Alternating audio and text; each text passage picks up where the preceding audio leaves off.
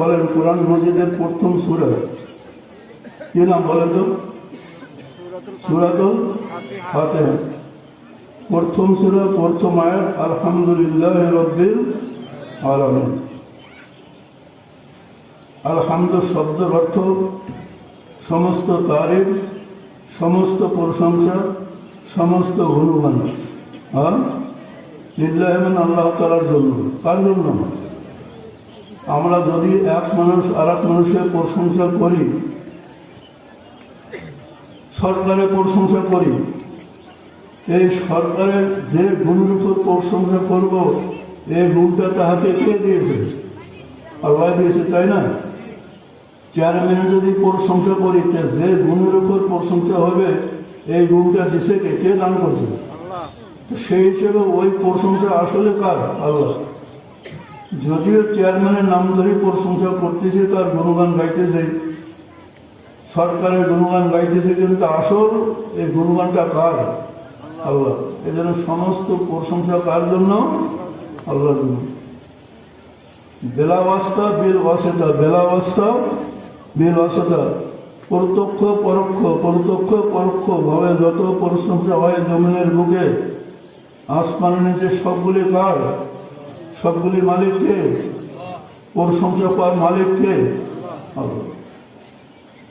এরপর আল্লাহ নিজে একটা শব্দ যে রব্বিল আলামিন। রব্বান আরবি শব্দ, এই শব্দটার অর্থ হলো প্রতিপালক। রব্বান অর্থ বলেন প্রতিপালক, পালনেওয়ালা, যে লালন পালন করে তাহাকে রব বলা না। আল্লাহ পাক প্রতিপালক, লালন পালনকারী। কার জন্য? আলামিন। আলামিন শব্দটা আরবি শব্দ, আরবি ভাষা হিসেবে বহু বচন। তার এক বচনে আলামুন, আলামুন এক বচন, তার বহু বচন আলামিন। এক নম্বর জগৎ হলো আলমুল আরওয়াহ, মানে রুহের জগৎ। দুই নম্বর জগৎ হলো দুনিয়া, আলমের দুনিয়া, দুনিয়ার জগৎ। তিন নম্বর জগৎ আলমুল বারজাখ, মানে কবরের জগৎ। চার নম্বর জগৎ আলমে আখিরাত। মোট চারটা জগৎ: রুহের জগৎ, দুনিয়ার জগৎ, কবরের জগৎ, আখিরাতের জগৎ। কয়টা জগৎ? সেই হিসেবে বহু বছর হলে বহু অনেক জিনিস হল না, এই জন্য বহু বছর আনসার হবে রব্বুল আলা, লিল্লাহি রব্বিল আলামিন, সমস্ত জগতের যিনি প্রতিপালক। এই চারটা জগতের মধ্যে যত বস্তু আছে, যত মখলুক আছে, রুহের জগতে যতগুলো রূহ আছে, কোন রুহের সাথে দুনিয়ার কোনো মানুষের কোনো সম্পর্ক নাই। আছে? আপনার এই যে মানুষ, যে রূহগুলি সামনে আসবে মানুষের মাধ্যমে, ওদের সাথে আপনাদের কোনো সম্পর্ক আছে? আপনার বেটা বেটের সামনে জন্ম নেবে, ওই রূহগুলো তো আলোর মধ্যে আছে, তোর সাথে আপনার কোনো সম্পর্ক আছে? আপনার কোনো হাত আছে? তো ওই সমস্ত রূহকে কে পালতেছে? আল্লাহ পাক পালতেছে, তাই না?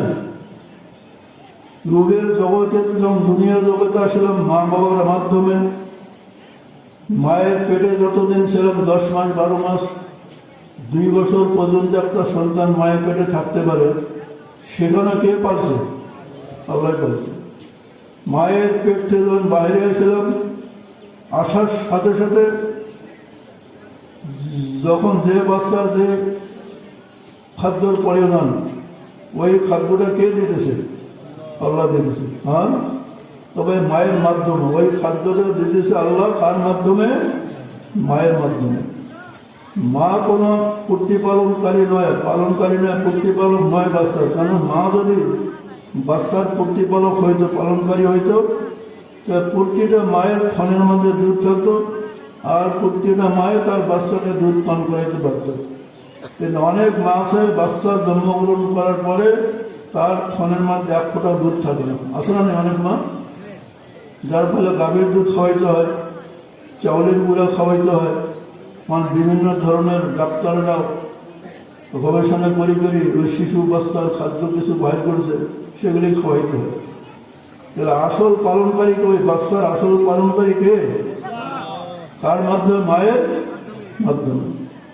যখন বাচ্চা খুব বড় হয়ে যায়, খাদ্যের সাথে আরো অনেক কিছু প্রয়োজন দেখা দেয়, বাইরের খাদ্যের প্রয়োজন দেখা দেয়, তখন বাবাও মার সাথে শরীক হয়। তখন বাবা মায়ের মাধ্যমে আল্লাহ পাক ওই বাচ্চাটা লালন পালন করে, তাই না?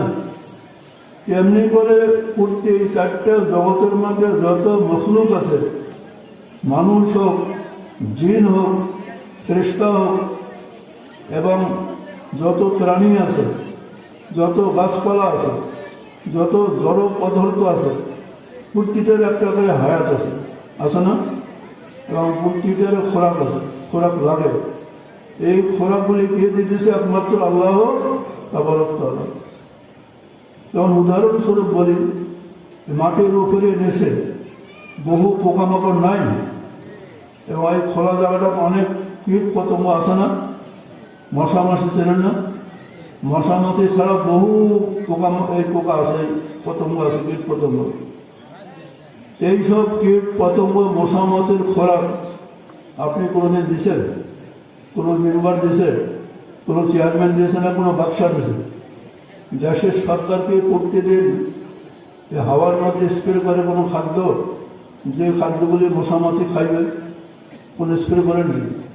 কে খাওয়াইছে? আল্লাহ। যত প্রাণী আছে সমস্ত প্রাণীকে কে খাওয়াইছে? আল্লাহ। এই জন্য আলামিন, যত আলমের, চার আলমের মধ্যে, চার জগতের মধ্যে যত মখলুক আছে, সমস্ত মখলুকের প্রতিপালক কে? বলছে বলেন আল্লাহ। এই জন্য লিল্লাহি রাব্বিল আলামিন। রব শব্দটা আল্লাহর একটা গুণবাচক নাম। এই রব শব্দটা খুব বড় ধরনের একটা গুণ, যার ফলে রব শব্দটা আল্লাহ বিভিন্ন জায়গায় ব্যবহার করছেন। হ্যাঁ, যখন আমরা নামাজ পড়ি, শুরু করি আল্লাহু আকবার দিয়ে, তাই না? তারপরে সানা পড়ি, তারপরে আউযু বিল্লাহি বিসমিল্লাহ পড়ি, তারপরে সূরা ফাতিহা পড়ি, তারপরে রুকুতে যাই। রুকুতে যায় কি বলে? সুবহান রাব্বিয়াল আযীম, এটা রব শব্দ ব্যবহার করছে। তারপরে সিজদাতে যাই, সিজদাতে কি বলে? সুবহান রাব্বিয়াল আলা, এখানে রব শব্দ আছে না? দোয়া করি রব্বানা যালামনা আনফুসানা ওয়া ইল্লাম তাগফির লানা ওয়া তারহামনা লানাকুনান্না মিনাল খাসিরিন, এখানে রব শব্দ আছে না? রব্বানা আতিনা ফিদ দুনিয়া হাসানাতাও ওয়া ফিল আখিরাতি হাসানাতাও ওয়া কিনা আযাবান নার, এখানে রব শব্দ আছে। অথচ আল্লাহ তাআলার তো গুণবাচক নাম অনেক আছে না? অন্যান্য নামগুলি নামে এই রব নামটাই বিভিন্ন জায়গায় আছে। হ্যাঁ, আলাম তারা ইলাল্লাযী হাজ্জা ইব্রাহিমা ফি রাব্বিহি আন আতাহুল্লাহুল মুলক ইয ক্বালা লাহু ইব্রাহিমু রাব্বিয়াল্লাযী ইউহয়ী ওয়া ইউমীত। হযরত ইব্রাহিম আলাইহিস সালামের নবীর নাম শুনেন নাই? আমাদের নবীর উপর বংশের দাদা, খুব বড় নবী, যাকে আল্লাহর খলিল বলা। কি বলা হয়? খলিলুল্লাহ বলা হয়। সেই যুগে জালেম বাদশাহ ছিল, কি নাম ছিল বলেন তো? নমরুদ। খুব বড় জালেম ছিল না? সে যখন তখন মানুষকে হত্যা করতো, করতে। হযরত ইব্রাহিম আলাইহিস সালাম যখন তাকে দাওয়াত দিল, ইয়া নমরুদ কুল লা ইলাহা ইল্লাল্লাহু মুহাম্মদ ইব্রাহিম খলিলুল্লাহ, ওই যুগের কালেমা ছিল ইব্রাহিম লা ইলাহা ইল্লাল্লাহু ইব্রাহিম খলিলুল্লাহ। তখন ওই মালাম বলতেছে, আমার রব্বুকা ইব্রাহিম, হে ইব্রাহিম তুমি যে রবের কথা বলতো সেই রবকে, তার পরিচয় কি? তখন তিনি বললেন রব্বিয়াল্লাযী ইউহয়ী ওয়া ইউমীত, রব্বিয়াল্লাযী ইউহয়ী ওয়া ইউমীত। এখানে আল্লাহ শব্দ ব্যবহার না করে কি শব্দ হচ্ছে? রব। হ্যাঁ, আমার রব মানে আমার প্রতিপালক ওই আল্লাহ, যিনি জিন্দাকে মুর্দা করে, মুর্দাকে জিন্দা করে।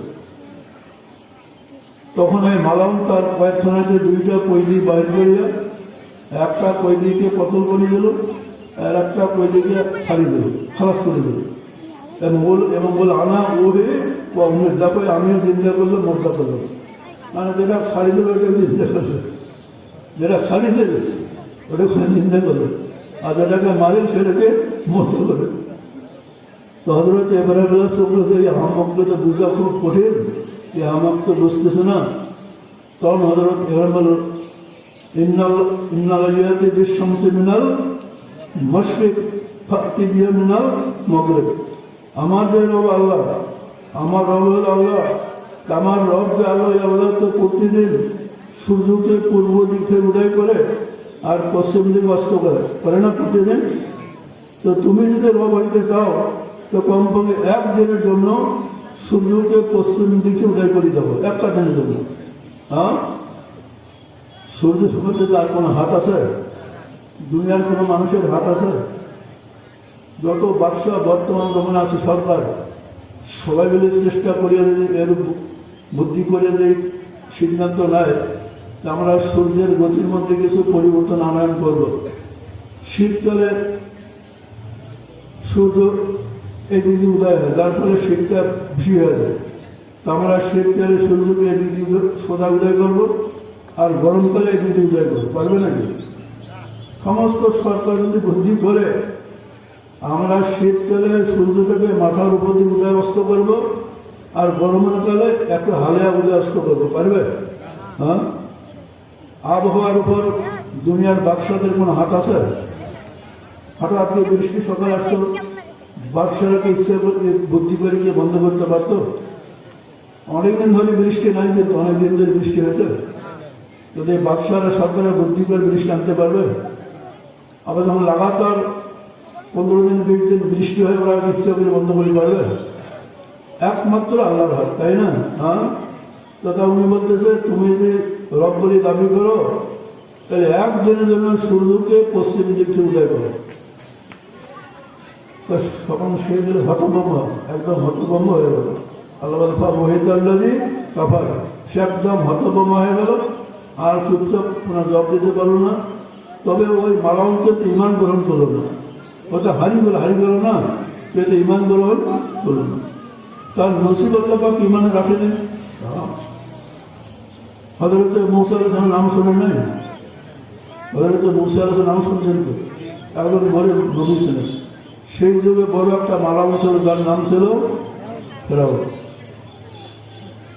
সংক্ষেপে বলতে হযরত মূসার সাথে যখন এই ফেরাউন দিতে পারতেছে না, শেষ পর হযরত মূসার সাথে মোকাবেলা করার ডাক দিল।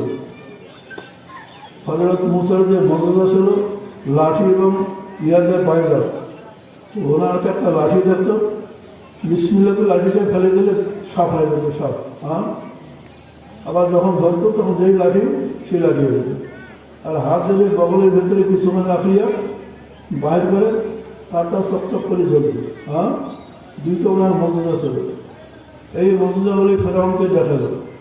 তখন ফেরাউন কি বললো যে মূসার সবচেয়ে বড় জাদুঘর, মূসার সবচেয়ে বড় জাদুঘর, অতএব মূসাকে আমার দেশে যত জাদুঘর আছে এদের দ্বারা তার সাথে মোকাবেলা করে তাকে হারিয়ে দিয়া তাকে দেশ থেকে তাড়াই দিতে হবে। সমস্ত জাদুঘরকে ডাক দিল, সমস্ত জাদুঘর আসিয়ে জমা হইল। বিশাল একটা ময়দান, একটা দিন ধার্য করিয়ে এলান করলো যে অমুক দিন অমুক ময়দানে হযরত মূসার সহিত মোকাবেলা হবে জাদুর বিদ্যার দিকে। সমস্ত জাদুঘর আসে একত্রিত হলো এবং ওরা বলল ইয়া মূসা ইমান তুলকিয়া ও ইমান নাকুন আউ্বাল আমান আলকা, মানে তুমি তোমার জাদু আগে দেখাবে না আমরা আমাদের জাদু আগে দেখাবো? কাল আলকুম আনতা মুলকুম, হযরত মূসা বললেন তোমরা তোমাদের জাদু আগে দেখাও, আর আমারটা তো মুজিজা। ওরা জাদু বলতে চাইবে, আমার মুজিজা পড়ে তোমাদেরকে দেবো।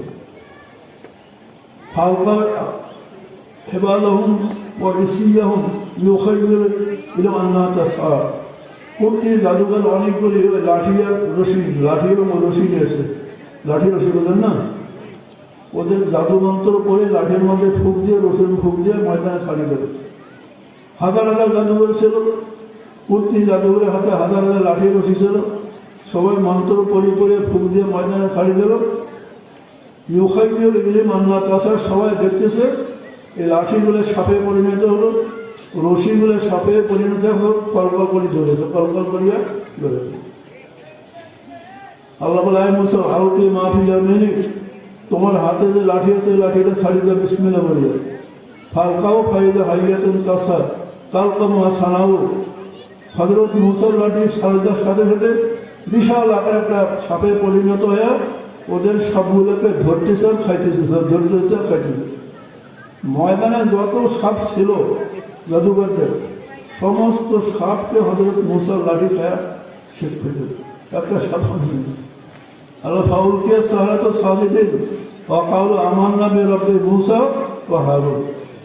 ওই জাদুঘরদের বুঝে আসলো আমরা তো যাহা করি আমাদের কাজগুলো আসলে তো জাদু মন্ত্র, কিন্তু হযরত মুসার কাজটা জাদু নয়। হযরত মুসার কাজ কি না জাদু নয়, এটা আসলে আল্লাহ প্রদত্ত মুজজা, আল্লাহ পাকের প্রদত্ত মুজজা। ওদের বুঝে আসলো এবং ওরা বুঝলো যে আসলে হযরত মুসা রসুল হকন, নবীন হকন, আল্লাহ ইলাহুন হকন, আল্লাহ ইলাহ হক, হযরত মুসা নবী হক। সাথে সাথে বললো লা ইলাহা ইল্লাল্লাহ মুসা কালিমুল্লাহ, লা ইলাহা ইল্লাল্লাহ মুসা কালিমুল্লাহ। যত জাদুঘর ছিল সবাই ঈমান আনে, সবাই সিজদা করল এবং বললো আমান্না বিরব্বি মুসা ওয়া হারুন। হযরত মুসা হারুন যে আল্লাহকে রব হিসেবে মানে নিয়েছে, আমরাও তাকে মানলাম। তো এখানে রব শব্দ হবে, আমান্না বিরব্বি মুসা, এখানে রব শব্দ হবে। এই রব শব্দটা এমন একটা ভুলবাচক শব্দ যেটা আল্লাহ পাক বহু জায়গায় এই রব শব্দটাকে উল্লেখ করেছে।